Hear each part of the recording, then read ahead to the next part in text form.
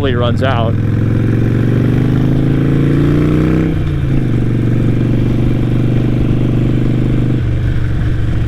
I hope I can make it all the way to Monroe.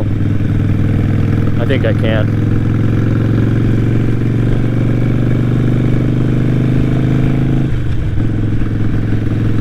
We'll find out though.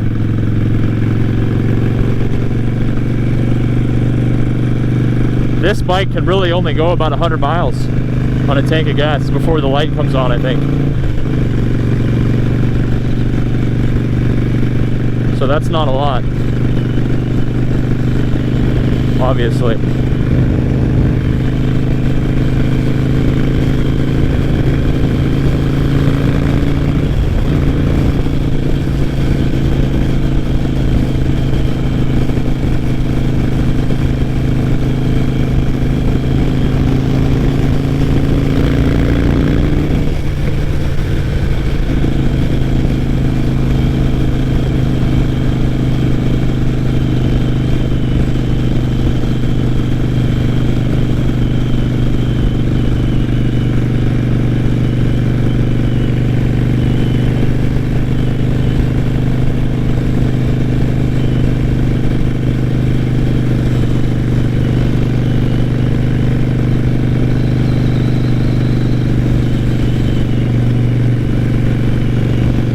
Not too bad on the freeway. I mean,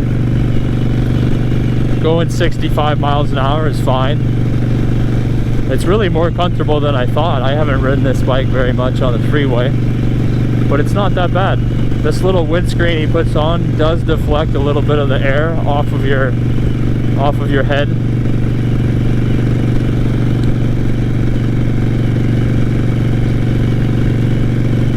I really hope I can make it all the way to Monroe. I think I should be able to.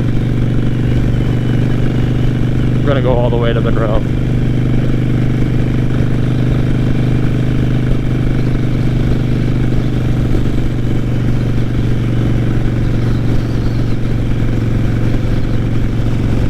That's where I just was. We're going 5th gear, 60 miles an hour, so our fuel consumption should be pretty good.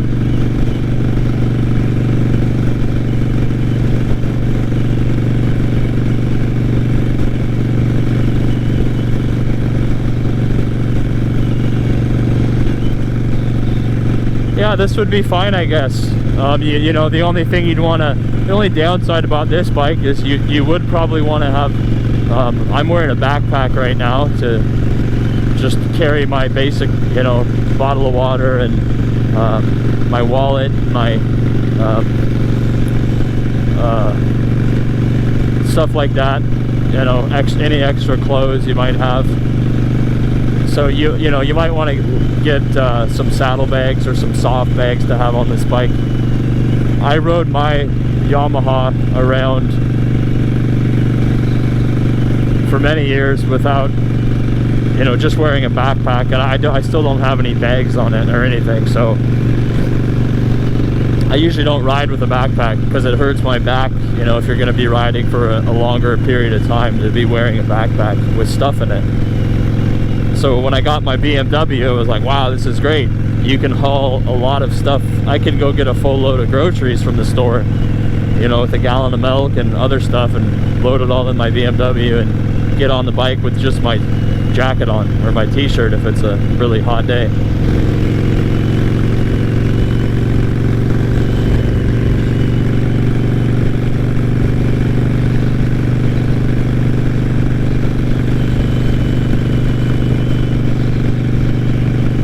Okay, Monroe is 9 miles.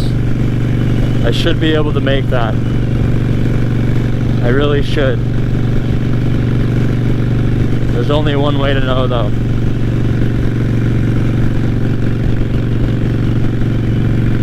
I asked my brother, I said, hey, when that light comes on, when that fuel gauge light comes on, how many miles do you have? He's like, oh, I think you got 25 or 30 miles left. Okay, so this whole, you know, this whole thing is not going to be more than 15 miles in. I should be okay.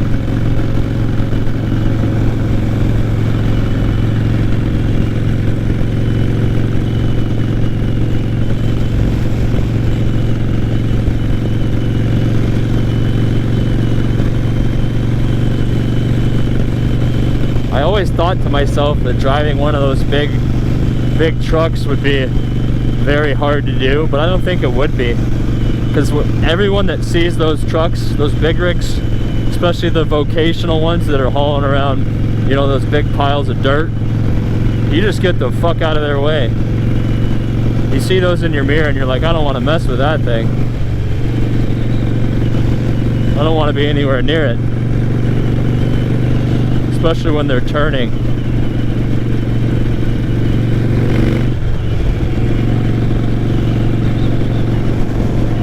Look at that thing. That thing would totally destroy me. Look at that thing. Man, those things are just massive.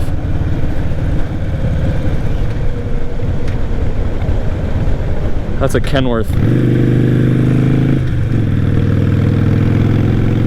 Yeah, Kenworth M3.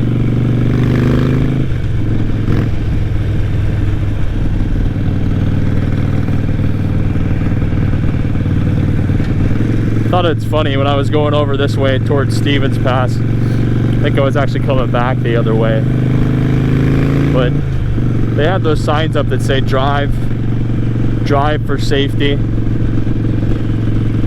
and a traffic safety corridor, and it says X amount of days since the last serious incident.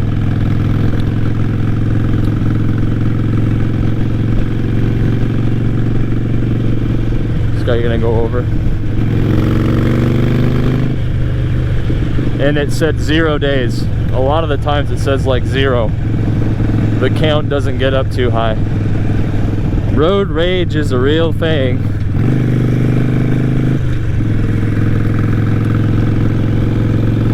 People don't realize they're in a steel box, you know, 3,000 or 4,000 pound steel box going 70 miles an hour.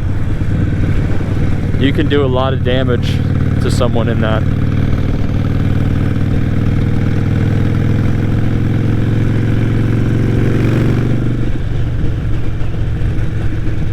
Oh, a golf course. Echo Falls.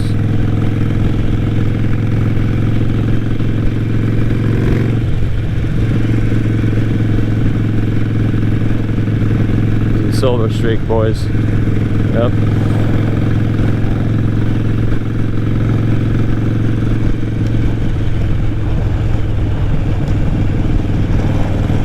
Well, there's a lot more traffic on the road than there was back in March or April.